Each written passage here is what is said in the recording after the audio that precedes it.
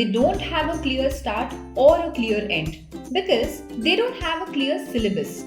ये haphazardness और randomness वाली फीलिंग क्यों आती है पता है? क्योंकि शायद एप्टीट्यूड बेस्ड एग्जाम्स होते ही ऐसे हैं। बहुत पढ़ लो, बहुत प्रैक्टिस कर लो, पर फिर भी एम्प्टी सा लगता है।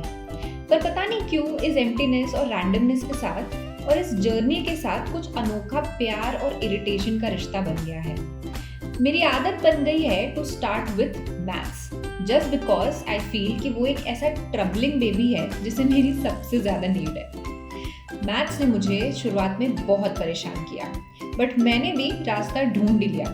हर कॉन्सेप्ट को एक मिशन बना के समझती हूँ। मुझे पता है अगर इन कॉन्सेप्ट्स में से एक भी रह गया तो कल को जरूर किसी ना किसी प्रॉब्लम में एक बहुत बड़ा मॉन्स्टर बन के सामने आ जाएगा। अपनी फैकल्टीज के एडवाइस पे मैंने अपने मैथ्स की स्टडीज को थोड़ा स्ट्रक्चर्ड कर दिया है। एक रिवीजन नोटबुक बनाती हूँ जिसमें सारे फॉर्मूलाज लिखे हैं। आई फील हर रिवीजन के बाद ये टफ क्वेश्चंस थोड़े से इजी हो जाते हैं। Thank God. Once a concept is done with, अब बारी आती है प्रैक्टिस की। एक बार इमेजिन करो, उसी टॉपिक के 100 से भी ज्यादा क्वेश्चंस प्रैक्टिस करना कितना इरिटेटिंग होता होगा, वो भी खासकर उसके लिए जिसका मैथ्स के साथ लव हेट का रिलेशनशिप है। प्रैक्टिस मटेरियल के बाद बारी आती है गोस्ट रूम की, मतलब टफ क्वेश्चंस की। सुपरग्रेड्स की GMP and PYPs are my saviors in this maze of tough questions, जहां हर आंसर आने के बाद लगता है भाई साहब कोई जंग ही जीत ली हो। But it's such a relief you know. मुझे इम्पॉसिबल वर्ड याद आ जाता है। जब बचपन में मेरी क्लास टीचर मुझसे कहा करती थी इम्पॉसिबल का मतलब ही होता है I am possible. And finally जब इतने टफ क्वेश्चंस के बाद थोड़ा कॉन्फिडेंस बढ़ जाता है तब सुपरग्रेड्स के टॉपिक टेस्ट की बारी आती है। पर खैर छोड़ो, ये सब तो चलता ही रहेगा।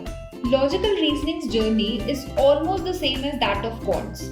बस चेंज यहाँ पर ये होता है कि फॉर्मूलेस के बदले कॉन्सेप्ट्स आ जाते हैं।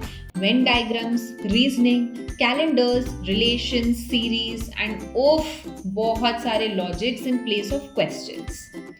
I am missing my faculty while telling you this. मेरी फैकल्टी के एडवाइस पे मैंने रीजनिंग से डील करने का भी तरीका सीख लिया है। I create a weekly task sheet और कोशिश करती हूँ कि इस वीक में प्लेज किए हुए क्वेश्चंस जल्द से जल्द कंप्लीट करूँ। पर एज यूजुअल हर बार क्वेश्चंस छूट ही जाते हैं and like always I add them in my next weeks task. पर कम से कम इस टास्क शीट की मदद से काफी कुछ हो जाता है यार। लॉजिकल रीजनिंग में भी क्वांट्स के जैसे टॉपिक टेस्ट तो देने ही पड़ते हैं। And yes, in topic test के बाद बारी आती है इंटरनल मॉक्स की। इंटरनल मॉक सुपरग्रेड्स का वो टेस्ट है जिसमें अभी तक कवर किया हुआ सब्जेक्ट पूछा जाता है। And with internal मॉक्स I also give full length tests.